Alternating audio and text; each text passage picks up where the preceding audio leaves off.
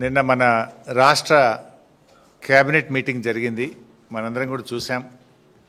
రాష్ట్రంలో ప్రభుత్వం మరి దీపావళి ముందు కేబినెట్ మీటింగ్ పెట్టింది. దసరాకైతే మొండి చేయి చూపినరు. దీపావళి అంటే లక్ష్మీదేవి కదా, అందరం కూడా లక్ష్మీదేవిని పూజిస్తూ ఉంటాం. ఈ దీపావళి పూటనైనా ఏదైనా ప్రజలకిచ్చిన హామీలు అమలు చేస్తారేమో, ప్రజా సమస్యల్ని పరిష్కరిస్తారేమోనని ఎదురు చూసిన ప్రజలకు తీవ్ర నిరాశ మిగిలింది.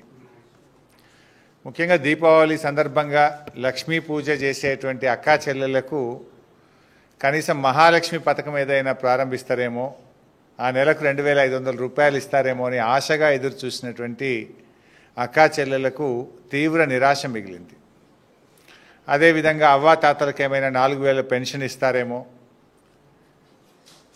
వడ్లకు రావాల్సిన బోనస్ డబ్బులు 1,300 కోట్ల రూపాయలు విడుదల చేస్తారేమో అని అనుకున్నాం. కానీ జరిగింది ఏంది అని చూస్తే అందరికీ నిరాశే. 4,000 పెన్షన్ మాట లేదు, మహాలక్ష్మి ముచ్చట లేదు, బోనస్ ప్రస్తావన లేదు. క్యాబినెట్ మీటింగ్ అని చెప్పి మంత్రుల పంచాయతీ, మంత్రులు ఒకరినొకరు తిట్టుకోవడానికే సరిపోయింది క్యాబినెట్ మీటింగ్. క్యాబినెట్ అనేది ఈరోజు 1 కాదు 2 కాదు 1/2 డజన్ వర్గాలుగా విడిపోయినటువంటి పరిస్థితి. గ్రూపులుగా విడిపోయింది క్యాబినెట్ మీటింగ్. ఇలా పాలన గాలికి వదిలేసినారు. క్యాబినెట్ మీటింగ్ అంటే మంత్రుల పంచాయతీలు తెంపుకోవడానికే క్యాబినెట్ మీటింగ్ అయిపోయింది.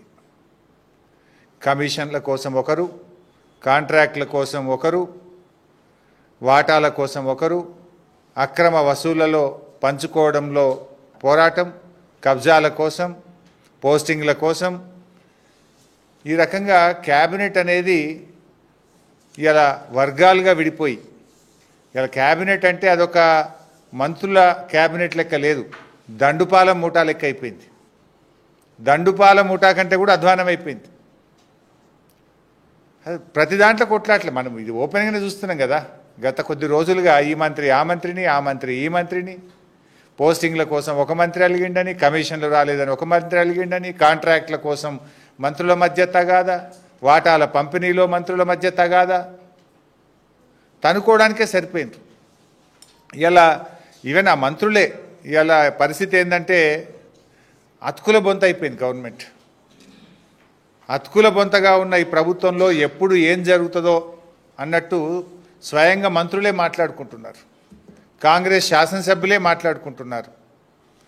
ఇక పరిస్థితి ఎట్లయిపోయిందంటే దీపం ఉండంగానే ఇల్లు చక్కబెట్టుకోవాలి అనే ఉద్దేశంతో ఇలా అందిన కాడికి, ఎవరికి అందిన కాడికి వాళ్ళు దోచుకోవడం మీద, దోపిడికి ఇవాళ తెగబడ్డటువంటి పరిస్థితి రాష్ట్రంలో కనబడతా ఉంది. ఆనాడు బీఆర్ఎస్ ప్రభుత్వము, కేసీఆర్ గారు, మా ప్రయత్నం ఏమిటుండే, కేసీఆర్ గారు తెలంగాణ రాష్ట్రం యొక్క నీటి వాటా సాధించడం కోసం కేంద్రం మీద పోరాడిండు, కృష్ణా ట్రిబ్యునల్ను సాధించిండు, నిధులలో వాటా సాధించిండు, నియామకాల్లో 95% లోకల్ రిజర్వేషన్ వాటా కావాలని ప్రధానమంత్రిని, రాష్ట్రపతిని ఒప్పించి మెప్పించి ఢిల్లీకి 4 సార్లు తిరిగి 95% లోకల్ రిజర్వేషన్ వాటాను కేసీఆర్ సాధించిండు. నీళ్ల వాటాను సాధించిండు, నిధుల వాటాను సాధించిండు, 95% లోకల్ రిజర్వేషన్ వాటాను కేసీఆర్ గారు సాధించిండ్రు. మీరు ఏ వాటాల కోసం కొట్లాడుతుండ్రు? ఈరోజు రేవంత్ రెడ్డి ప్రభుత్వం ఏమో అక్రమ వసూళ్లలో వాటాల కోసం పోరాటం చేస్తున్నారు. బిల్లుల చెల్లింపుల్లో కమిషన్ల కోసం మంత్రుల మధ్య వాటాల తగాదాలు జరుగుతూ ఉన్నాయి. కాంట్రాక్టుల కోసం డిపార్ట్మెంట్లే మారుస్తూ, నిన్నటిదాకా ఎండోమెంట్ డిపార్ట్మెంట్ టెండర్ పిలిస్తే రద్దు చేసి R&Bకి ఇస్తూ, డిపార్ట్మెంట్లు రద్దు చేస్తూ కాంట్రాక్టుల కోసం, వాటాల కోసం తగాదాలు జరుగుతున్నాయి. మేమేమో ఈ రాష్ట్ర ప్రజల నీళ్ల కోసం, నిధుల కోసం, ఉద్యోగాల కోసం, స్థానిక వాటా కోసం పోరాడింది బీఆర్ఎస్ అయితే, ఇవాళ మీరు మీ జేబులు నింపుకోవడానికి, మీ సొంత వాటాల కోసం, మీ ఆస్తుల కోసం, మీ కబ్జాల కోసం మీరు తగాదాలు పడుతున్నారు. ఇది ఇవాళ రాష్ట్రంలో జరుగుతున్నటువంటి పరిస్థితి. ఇలా అందరినీ బెదిరింపులే. పారిశ్రామికవేత్తల్ని బెదిరిస్తున్నారు, రియల్ ఎస్టేట్ వ్యాపారులను బెదిరిస్తున్నారు, సినిమా ఇండస్ట్రీని బెదిరిస్తున్నారు, కాంట్రాక్టర్లను బెదిరిస్తున్నారు, భయభ్రాంతులకు గురి చేస్తున్నారు. ఇలా రాష్ట్రం పరిస్థితి కూడా ఏమైపోయిందంటే మీ యొక్క తప్పిదాల వల్ల, ఇది మాది కాదు, ఇది గవర్నమెంట్ సైటే, గత 8 సంవత్సరాల్లో టిఎస్ ఐపాస్ వచ్చిన తర్వాత గత 8 సంవత్సరాల్లో అతి తక్కువ ఇండస్ట్రీసు, అతి తక్కువ ఇన్వెస్ట్మెంటు రేవంత్ రెడ్డి కాలంలో వచ్చింది. 2024-25 సంవత్సరంలో కేవలం 2049 ఇండస్ట్రీలు, 50,000 కోట్ల పెట్టుబడులు మాత్రమే వచ్చాయి. ఎవర్ లోయెస్ట్, టిఎస్ ఐపాస్ ఏర్పడ్డ తర్వాత ever lowest investment in the state of Telangana. అతి తక్కువ పరిశ్రమలు, అతి తక్కువ ఇన్వెస్ట్మెంటు. ఇది మీ ఘనకార్యం. ఇప్పుడు ఆనాడు బీఆర్ఎస్ ప్రభుత్వము, కేసీఆర్ గారు, కేటీఆర్ గారు, మేము ఆ రోజు పారిశ్రామికవేత్తలకు రెడ్ కార్పెట్ వేశాం. టిఎస్ ఐపాస్ తీసుకొచ్చి సింగిల్ విండో విధానంలో అనుమతులు తెచ్చాం. దేశానికి మార్గదర్శకంగా నిలిపి ఈ రాష్ట్రాన్ని ఇన్వెస్ట్మెంట్లకు నిలయంగా మార్చాం. పెద్ద ఎత్తున నిరుద్యోగ యువతకు ఉపాధి ఉద్యోగ అవకాశాలు కల్పించాం. కానీ మీరేం చేస్తున్నారు? వ్యాపారవేత్తలకు తుపాకులు పెడుతున్నారు. మీరు రేవంత్ రెడ్డి గారు ఇవాళ గన్ కల్చర్ని తీసుకొచ్చారు రాష్ట్రంలో. మీరేమో వ్యాపారవేత్తలకు తుపాకులు పెట్టి అక్రమ వసూళ్లకు మీరు పాల్పడుతున్నారు. ఆ రోజు కేటీఆర్ గారు ఒక మంత్రి అని భావించకుండా ఒక వ్యాపారవేత్త, tech Mahindra CEO CP Gurnani గారికి వర్షం పడుతుంటే తానే గొడుగు బట్టి వ్యాపారవేత్తల్ని ఆహ్వానించిన సంస్కృతి మాది. ఈ రాష్ట్రంలో పెట్టుబడులు రావాలని వచ్చినటువంటి పెట్టుబడిదారులకు రెడ్ కార్పెట్ వేసి వర్షం పడితే గొడుగు బట్టి పెట్టుబడులు తెచ్చిన సంస్కృతి మాదైతే, తుపాకులు పెట్టి వసూళ్లు చేస్తున్న సంస్కృతి మీది. ఈ ఆడికేలు వస్తాయి ఇన్వెస్ట్మెంట్స్. అందుకే ఈరోజు రాష్ట్రంలో పెట్టుబడులు తగ్గిపోయినాయి. గత సంవత్సరంలో ఇండస్ట్రీస్ సంఖ్య తగ్గిపోయినటువంటి పరిస్థితి ఉంది ఈరోజు ఈ రాష్ట్రంలో. అంటే ఇంత దుర్మార్గంగా ఈరోజు మారిపోతూ ఉంది. ఇది ఇంకోటి, ఇది మేం చెప్తున్నది కూడా కాదు కదా, నేను స్వయంగా ఒక మంత్రి గారి కుమార్తెనే స్పష్టంగా చెప్పారు. ఏమని చెప్తున్నారు? ముఖ్యమంత్రి గారి సన్నిహితులే తుపాకీ బట్టి బెదిరించారు, ముఖ్యమంత్రి గారు జపాన్ నుంచి ఫైలు ఆపించారు, ఒక మంత్రి గారు టెండర్లు వేయొద్దని మాకు హుకుం జారీ చేశారు, టెండర్ దక్కలేదని డిపార్ట్మెంట్నే మార్చివేసినారు. అంటే మొత్తంగా కూడా ఒక అరాచకం నెలకొన్నది రాష్ట్రంలో. ఇలా ఇంత జరుగుతూ ఉంటే బీజేపీ కేంద్ర ప్రభుత్వం ఎందుకు మౌనంగా ఉందో మాకైతే అర్థమవుతలేదు. ఇప్పుడు ముఖ్యమంత్రి ఆయనే, హోంమంత్రిగా ఆయనే ఉన్నారు. మరి ఇక్కడ విచారణ జరిగే అవకాశం లేదు. ముఖ్యమంత్రే తుపాకీ పంపిండని, ముఖ్యమంత్రి సన్నిహితులే తుపాకీ బట్టి బెదిరిస్తున్నారని, ముఖ్యమంత్రి గారే తన తమ్ముళ్ళ కోసం ఫైళ్లు ఆపారని, సహచర మంత్రే టెండర్లు వేయొద్దని హుకుం జారీ చేశారని చెప్తుంటే దీని మీద విచారణ జరగాలి కదా. నేను కేంద్ర మంత్రి కిషన్ రెడ్డి గారిని, సంజయ్ గారిని డిమాండ్ చేస్తూ ఉన్నా, మీది జాయింట్ వెంచర్ గవర్నమెంట్ కాకపోతే, మీ మధ్య బడే బై చోటే బై సంబంధం అనుబంధం లేకపోతే దీని మీద కేంద్ర ప్రభుత్వ సంస్థల చేత ఎంక్వైరీ చేయండి, లేదా ఒక ఇండిపెండెంట్ జ్యుడిషియల్ కమిషన్ పెట్టి నిజాలు బయటకు తీయాలని చెప్పి ఇవాళ కేంద్ర ప్రభుత్వాన్ని మేము డిమాండ్ చేస్తున్నాం. లేదనుకుంటే మీ మధ్య అక్రమ సంబంధం ఉన్నట్టే, లేదనుకుంటే మీరంతా కలిసిమెలిసి ఈ రాష్ట్రాన్ని ఇవాళ దివాలా తీస్తున్నారు, రాష్ట్రాన్ని దోచుకుంటున్నారని రాష్ట్ర ప్రజలు భావించాల్సి ఉంటుంది. ఈ పాటి దానికి ఇంకా నేను ఏం చెప్తున్నా, క్యాబినెట్ మీటింగ్ అయినాక డిసెంబర్ 1వ తారీఖు నుంచి 9వ తారీఖు దాకా విజయోత్సవాలు జరుపుతారట. ఎందుకు నాయన? తుపాకులు పెట్టి వసూళ్లు బాగా చేసినామనా? కాంట్రాక్టుల కోసం గల్లాలు పట్టుకొని క్యాబినెట్లో కొట్లాడుకుంటున్నామనా? మంత్రుల మధ్య తగాదాలు పెరిగిపోయి రోజు వీధినబడి రాష్ట్ర ప్రజల పరువు తీసినందుక? దేనికోసం విజయోత్సవాలు జరుపుతారు? ఈ 23 నెలల పాలనలో మీరు ఏం సాధించారు? మహాలక్ష్మి పథకం ఇచ్చింది లేదు, పెన్షన్లు పెంచింది లేదు, పిల్లలకు ఫీజు రియంబర్స్మెంట్ ఇచ్చింది లేదు, ఓ చెక్ డ్యామ్ కట్టింది లేదు, ఓ చెరువు కట్టింది లేదు, ఓ ఎకరానికి నీళ్ళు ఇచ్చింది లేదు. కేసీఆర్ గారు ప్రారంభించిన టిమ్స్ ఆసుపత్రులను పూర్తి చేసి వైద్యం అందించింది లేదు. కనీసం ఉన్న పథకాలు కూడా కొట్టింది కదా. ఏమని విజయోత్సవాలు జరుపుతారు? కేసీఆర్ గారు ఫీజు రియంబర్స్మెంట్ 20,000 కోట్లు ఇస్తే మేము 2 రూపాయలు కూడా ఇయ్యలేదు, పిల్లల చదువులు ఆగం చేసినామని జరుపుతారా? కేసీఆర్ కిట్ బంద్ చేసినామని జరుపుతారా? బతుకమ్మ చీరలు బంద్ చేసినామని జరుపుతారా? న్యూట్రిషన్ కిట్ బంద్ చేసినామని జరుపుతారా? దళిత బంధు పథకం ఆపివేసినామని జరుపుతారా? గొర్రెల పంపిణీ పథకం నిలిపివేసినామని జరుపుతారా? హైదరాబాద్లో ఒక ఇల్లు కట్టలేదు కానీ హైడ్రా పేరిట వేలాది ఇండ్లు నేలమట్టం చేసినాం, పేదల బతుకులు కూల్చినామని చెప్పి విజయోత్సవాలు జరుపుతారా? దేనికోసం విజయోత్సవాలు జరుపుతారు? కట్టిన ఇల్లు పెట్టిన పొయ్యిలాగా ఈ రాష్ట్రాన్ని మీకు ఇచ్చాం. అద్భుతమైన రాష్ట్రం, పెట్టుబడులకు స్వర్గధామంగా. ఇలా అద్భుతమైన రాష్ట్రాన్ని మీ చేతుల్లో పెడితే ఇలా ఆగం చేసింది కదా రాష్ట్రాన్ని మీరు. విద్యార్థులను, రైతులను, మహిళలను, నిరుద్యోగులను, అవ్వాతాతల్ని అందరినీ మోసం చేసిండ్రు. అసలు మీరు మోసం చేయని వర్గం ఏదైనా ఉందా? 6 గ్యారంటీలకు దిక్కు లేదు, 420 హామీలకు ఊసే లేదు.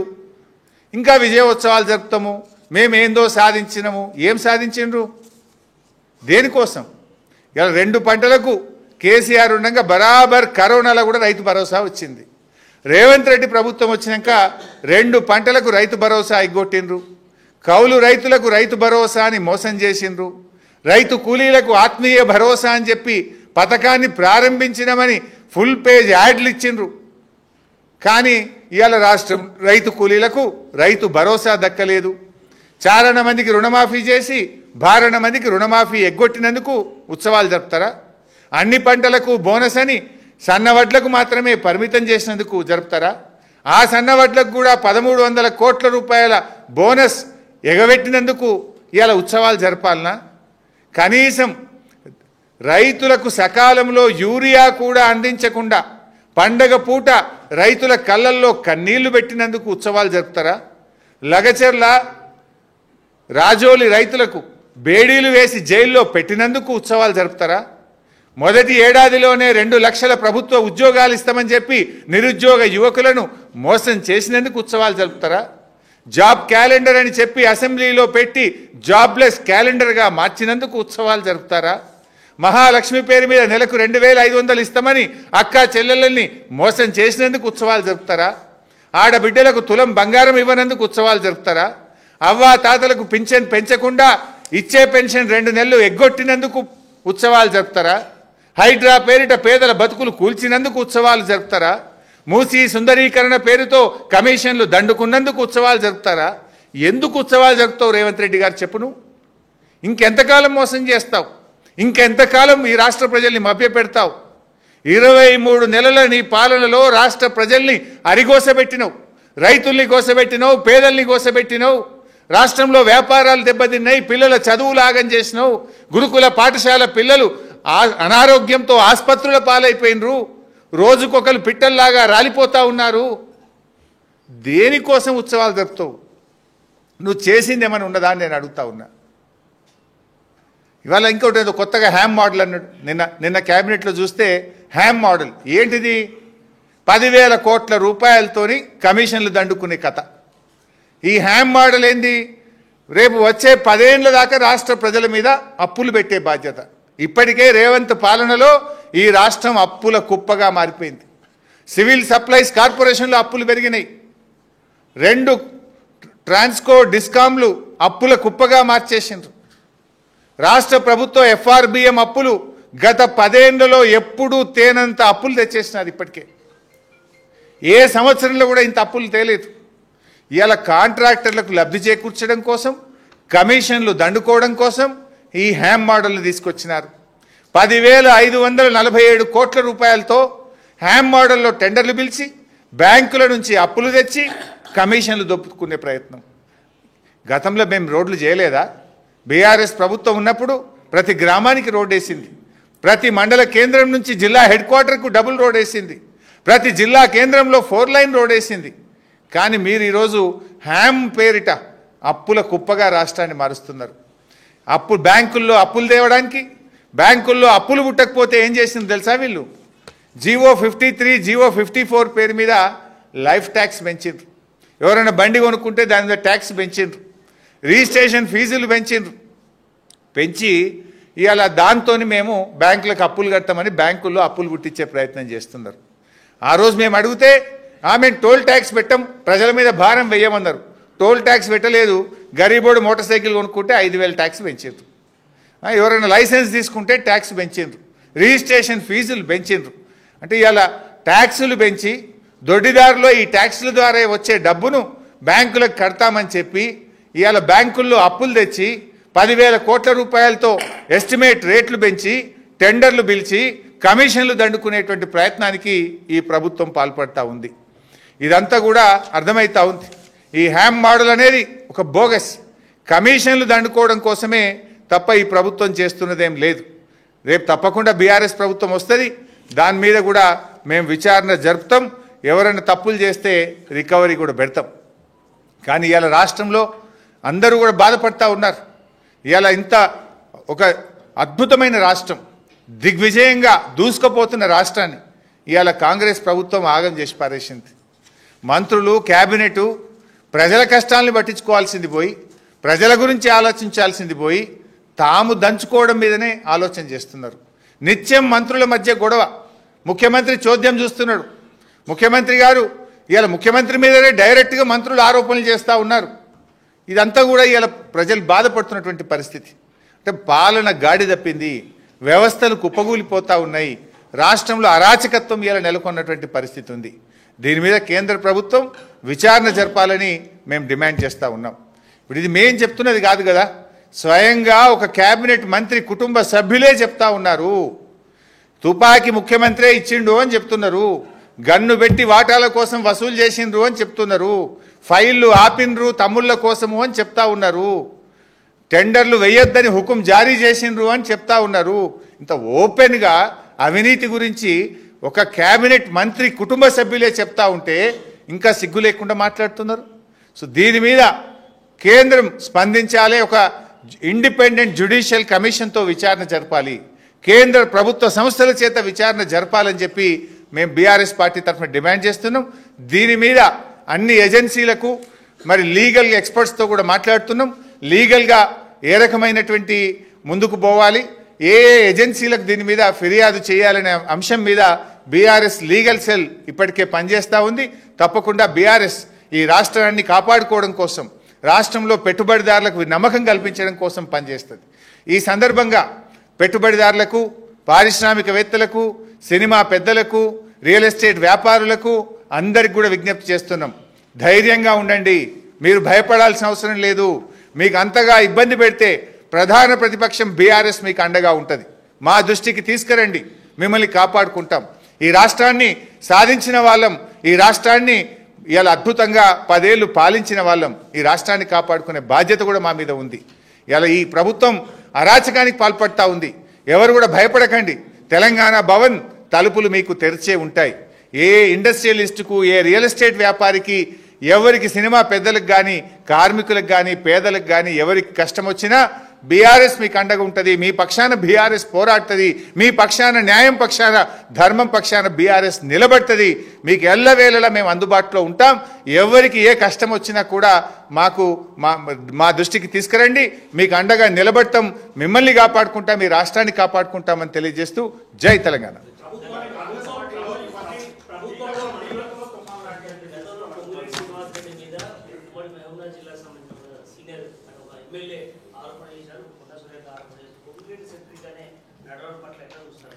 ఎవరు సెంట్రిక్ అనేది మాకు అనవసరం, అందరూ సెంట్రిక్ అయిన.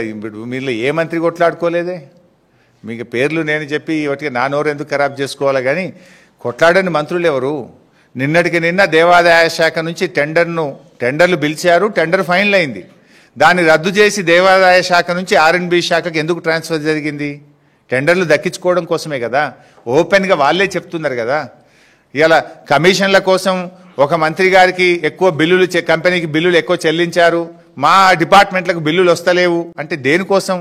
బిల్లుల పంపిణీలో పంచాయతీలు, కమిషన్లలో పంచాయతీ, వాటాల్లో పంచాయతీ, ఇలా భూ కబ్జాల్లో పంచాయతీ, ఇవన్నీ స్పష్టంగా కనబడతా ఉన్నాయి.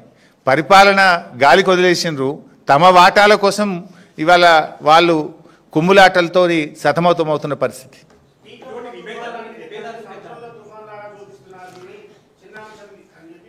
చిన్నదా పెద్దదా మేం చెప్పలేదు, రాష్ట్ర ప్రజలందరూ చూస్తున్నారు. చెప్పింది ఎవరు? స్వయంగా కేబినెట్ మంత్రి గారి కుటుంబ సభ్యులే చెప్తున్నారు. ఇప్పుడు మా వాళ్ళు ఎక్కడన్నా చిన్నగా ఒక సోషల్ మీడియాలో పోస్టింగ్ను రీట్వీట్ చేస్తేనే రాత్రికి రాత్రి అరెస్ట్ చేస్తున్నారు కదా, రీట్వీట్ చేస్తేనే.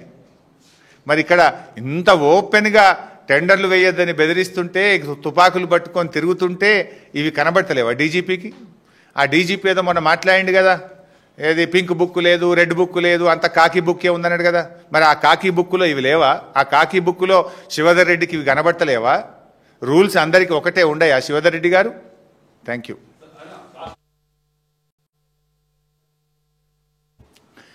నిన్న మన రాష్ట్ర కేబినెట్ మీటింగ్ జరిగింది.